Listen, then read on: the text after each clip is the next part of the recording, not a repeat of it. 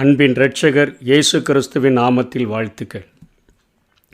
இந்த நாளிலும் சூரியனுக்கு கீழே ஆண்டவரற்று வாழ்கிற மக்கள் இருதயத்தில் பகை உணர்வை உடையவர்களாக வாழ்கிறது போல, சூரியனுக்கு மேலே அண்ட சராசரங்களையும் உண்டாக்கின ஆண்டவரோடு கூட கரம் கோர்த்து வாழ வேண்டும் என்று விரும்புகிற ஒரு மனிதன் பகை உணர்வின்றி வாழ வேண்டும் என்கிற காரியங்களை இயேசு கிறிஸ்து கற்றுக் கொடுக்கிறதை பார்க்கிறோம். இயேசு இந்த பூமியிலே வாழ்ந்த பொழுது மத்தேயு 6ஆம் அதிகாரம் 9ஆம் வசனத்திலிருந்து 13ஆம் வசனம் வரையிலும் அவர் அழகான ஒரு மாதிரி ஜெபத்தை அங்கே சொல்லிக் கொடுத்ததை நாம் பார்த்தோம்.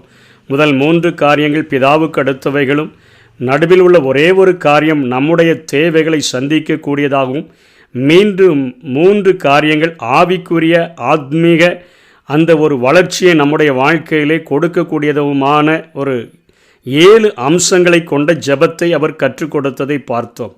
அதிலே 5வது ஜெபத்திலே அவர் மத்தேயு 6ஆம் அதிகாரம் 12ஆம் அந்த வசனத்தில் எங்கள் கடனாளிகளுக்கு நாங்கள் மன்னிக்கிறது போல எங்கள் கடன்களை எங்களுக்கு மன்னியும் என்று கற்றுக் கொடுத்ததை பார்த்தோம். அதாவது நாங்கள் யாருக்கெல்லாம் மன்னிப்பதற்கு கடமைப்பட்டிருக்கிறோமோ, கடன் பட்டிருக்கிறோமோ, யாரெல்லாம் தப்பு செய்திருக்கிறார்களோ, நாங்கள் செஞ்சுருக்கலாம், இல்லை அவங்க செஞ்சுருக்கலாம், நாங்கள் மன்னிக்கிறது போல பிதாவும் எங்களுடைய தப்பிதங்களை எங்களுக்கு மன்னியும் என்கிற ஒரு ஜெபத்தை சொல்லி கொடுத்து விட்டு, மீண்டும் அந்த 14ஆம் வசனத்திலும் 15ஆம் வசனத்திலும் தொடர்ச்சியாக இயேசு அந்த மன்னிப்பை குறித்தே பேசுகிறார்.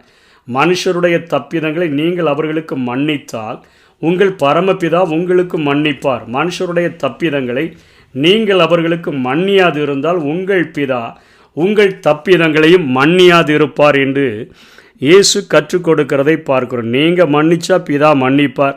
நீங்கள் உங்கள் உள்ளத்தில் பகை உணர்வை வச்சுட்டு அப்படியே இருந்தீங்கன்னா உங்கள் தப்பிதங்களை அவர் மன்னிக்க மாட்டார் என்று சொல்லி மன்னிப்பினுடைய இன்றியமையாமைய மாட்சிமையை குறித்து இயேசு பேசுகிறதை பார்க்கிறோம். மார்க் 11ஆம் அதிகாரத்திலும் 12ஆம் வசனத்திலிருந்து 14ஆம் வசனம் வரையிலும் ஒரு அத்திமரத்தை பார்த்து அதிலே கனிகளை தேடுகிறார். கனி இல்லாத அத்திமரத்தை பார்த்த உடனே ஆண்டவர் அதை சபித்து விட்டு அவர் அங்கே எருசலேமுக்கு கடந்து செல்லுகிறார். அங்கே ஆலயத்தில் காசுக்காரர்கள், அங்கே புறா விற்கிறவர்கள், அந்த விற்கிறவர்களை எல்லாம் காசு பலகையெல்லாம் தட்டிவிட்டு அவர்களை சவுக்க உண்டு பண்ணி அடித்து, என்னுடைய பிதாவினுடைய ஜெப வீடு அது என்று எழுதப்பட்டிருக்கிறத கல்லர் குகையாக மாற்றிட்டீங்களேன்னு சொல்லி அவ்வளவு ஆண்டவர் கோபப்பட்டவராக அந்த ஆலயத்தெல்லாம் சுத்திகரித்து விட்டு அடுத்த நாள் காலையில் அந்த வழியாக வரும்பொழுது பேதுரு அதை பார்த்துட்டு, ஆண்டவரே நீங்கள் சொன்ன இந்த அத்திமரமானது இவ்வளவு சீக்கிரமாக பட்டு போயிடுச்சே அப்படின்னு ஆண்டவர்கிட்ட கேட்குறான். ஆண்டவர்கிட்ட கேட்கும்போது ஆண்டவர் சொல்கிறாரு, இயேசு கிறிஸ்து அவர்களை நோக்கி, தேவனிடத்தில் விசுவாசம் உள்ளவர்களாக இருங்கள். எவனாயிலும் இந்த மலையை பார்த்து நீ பெயர்ந்து சமுத்திரத்தில் தள்ளுண்டு போன்னு சொல்லி தாம் சொன்னபடியே நடக்கும் என்று தன் இருதயத்தில் விசுவாசித்தால் அவன் சொன்னபடியே ஆகும் என்று உங்களுக்கு சொல்லுகிறேன். அதனால் நீங்கள் நின்று ஜெபம் பண்ணும் பொழுது எவைகளை கேட்டுக்கொள்வீர்களோ அவைகளை பெற்றுக்கொள்வோம் என்று விசுவாசியுங்கள், அப்பொழுது அவைகள் உங்களுக்கு உண்டாகும் என்று சொல்லுகிறேன் என்று சொல்லிட்டு சம்பந்தம் இல்லாமல் 25ஆம் வசனத்தில் திரும்பவும் சொல்லுகிறார், நீங்கள் ஜெபம் பண்ணும்பொழுது ஒருவர் பேரில் உங்களுக்கு யாதொரு குறை உண்டாயிருக்குமானால் பரலோகத்தில் இருக்கிற உங்கள் பிதா உங்கள் தப்பிதங்களை உங்களுக்கு மன்னிக்கும்படி அந்த குறையை அவர்களுக்கு மன்னியுங்கள் என்று பேசுகிறார். அதாவது ஒரு மனிதனுடைய வாழ்க்கை சூரியனுக்கு மேலே ஆண்டவரோடு கூட இணைந்து வாழ்கிற ஒரு மனிதனுடைய வாழ்க்கை ஒரு நாணயம் போன்றது என்று சொன்னால், அந்த நாணயத்தினுடைய ஒரு பக்கம் அது விசுவாசத்தினால் நிறைந்ததாக இருக்க வேண்டும், இன்னொரு பக்கம் மன்னிப்பினுடைய மாட்சிமை நிறைந்ததாக இருக்க வேண்டும்.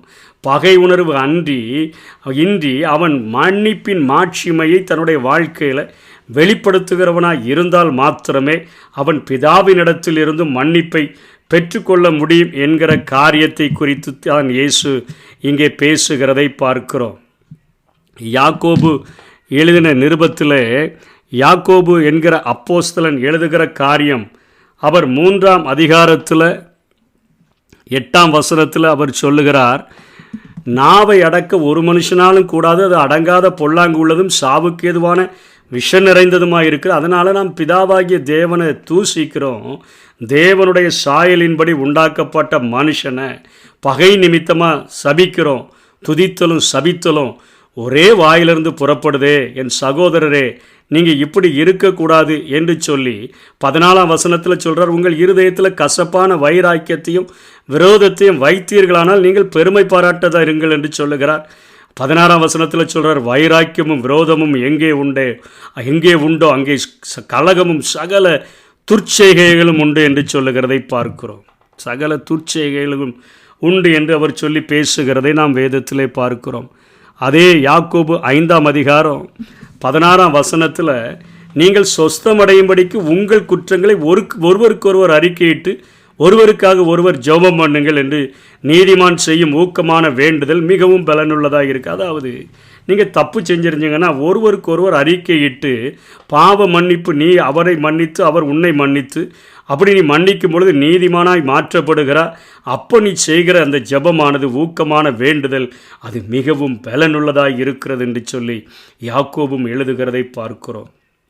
1 யோவான் 3ஆம் அதிகாரம் 20ஆம் வசனத்திலிருந்து 23ஆம் வசனம் வரையிலும் அங்கே யோவான் சொல்லுகிற காரியத்தை நம்ம பார்த்தோன்னு சொன்னால், நம்முடைய இருதயமே நம்மை குற்றவாளிகளாக தீர்க்குமானால் நாம் தேவன் நம்முடைய இருதயத்தில் பெருவியவராக இருந்து சகலத்தையும் அறிந்திருக்கிறார்.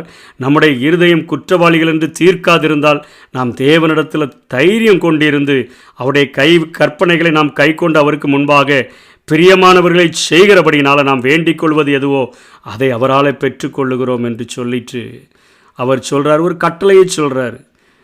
குமாரனாகிய இயேசு கிறிஸ்துவின் நாமத்தின் மேலே விசுவாசமாக இருந்து, விசுவாசம் ஒரு ஆவிக்குரிய வாழ்க்கையினுடைய ஒரு பக்கம், நாணயத்தினுடைய ஒரு பக்கம், அவர் நமக்கு கட்டளையிட்டபடி ஒருவரில் ஒருவர் அன்பாக இருக்க வேண்டும் என்பதே அவருடைய கற்பனையாக இருக்கிறது என்று சொல்லுகிறதை பார்க்கிறோம். ஒரு நல்ல சமரச ஒரு அன்போடு கூட நாம் மற்றவர்களிடத்தில் வாழ வேண்டும் என்கிற ஒரு காரியத்தை விசுவாசிகளாக இருக்கக்கூடிய, விசுவாசமானது நாணயத்தினுடைய ஒரு பக்கமாக இருந்துச்சுன்னா இன்னொரு பக்கம் அந்த மன்னிப்பின் மாட்சிமை நிறைந்ததாக இருக்க வேண்டும் என்று இயேசு கற்றுக் கொடுக்கிறதை பார்க்கிறோம். மத்தேயு 5ஆம் அதிகாரம் 23, 24 வசனங்களிலும் மீண்டுமாக அதே காரியங்களை அவர் வலியுறுத்துகிறார். ஆகையால் நீ பலிபீடத்தில் உன் காணிக்கையை செலுத்த வந்து உன் சகோதரன் பேரில் உனக்கு குறை உண்டு என்று நினைவு கூர்வாயாயில். என்ன குறை? தன் சகோதரனை நியாயமில்லாமல் கோபித்து கொள்ளுகிறான்.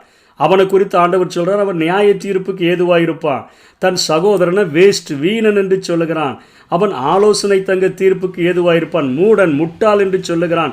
அவன் எரிநரகத்துக்கு ஏதுவாயிருப்பான். இப்படிப்பட்ட குற்றம் புரிந்தவன் ஒரு காணிக்கை செலுத்த வந்தான்னு சொன்னான், உன் பேரில் உன் சகோதரனுக்கு குறை உண்டென்று அங்கே நினைவு கூர்வாயாயில் அங்கே தானே பலிபீடத்தின் முன் உன் காணிக்கையை வைத்து விட்டு போய், பலிபீடத்தில் கொண்டு காணிக்கையை படைக்காத, சும்மா நீ எங்கே நிற்கியோ அங்கே வச்சுட்டு போய் உன் சகோதரனுடைய ஒப்புரவாகி பின்பு வந்து காணிக்கையை செலுத்து என்று சொல்லி அந்த மன்னிப்பினுடைய மாட்சிமையை தன்னுடைய இந்த பூமியில் வாழ்ந்த நாட்களில் இயேசு அத்தனையாய் போதித்ததை நாம் பார்க்கிறோம். ஆகவே இந்த உலகத்தில் பகை உணர்வு இல்லாமல் சமரச அன்போடு கூட நம்ம தேவனுடைய பரிசுத்த ஆவினால் தேவனுடைய அன்பு நம்முடைய இருதயங்களில் ஊற்றப்படுகிறபடினால் வைராக்கியம் இல்லாமல், நம்முடைய உள்ளத்தில் வஞ்சகம் பண்ணாமல், வஞ்சகத்தை வைக்காமல், நம்முடைய பகை உணர்ச்சியை வைக்காமல் மற்றவர்களோடு கூட நாம் அன்பாய் வாழும்படியாக நாம் பிரயாசப்பட்டோம் என்று சொன்னால் நம்ம வேண்டிக் கொள்வது எதுவோ அவைகள் எல்லாவற்றையும் ஆண்டவர் நமக்கு தந்தருளுகிறதற்கு உண்மை உள்ளவராக இருக்கிறார். நாம் தைரியம் கொண்டிருந்து அந்த கிருபாசனத்தண்டையில் சேர்ந்து அவர் தருகிற ஆசீர்வாதங்களை பெற்றுக்கொள்ள முடியும். தேவனோடு கூட வாழ்கிறேன் என்று சொல்லுகிற நம்முடைய வாழ்க்கையில் ஒரு நல்ல ஆவிக்குரிய கனிகள் நிறைந்த ஒரு வாழ்க்கையாக இருக்கும்படியாக வேதம் வலியுறுத்துகிறது. கடைபிடிப்போம். கர்த்தர் தாமே நம்மை ஆசீர்வதிப்பாராக. ஆமென்.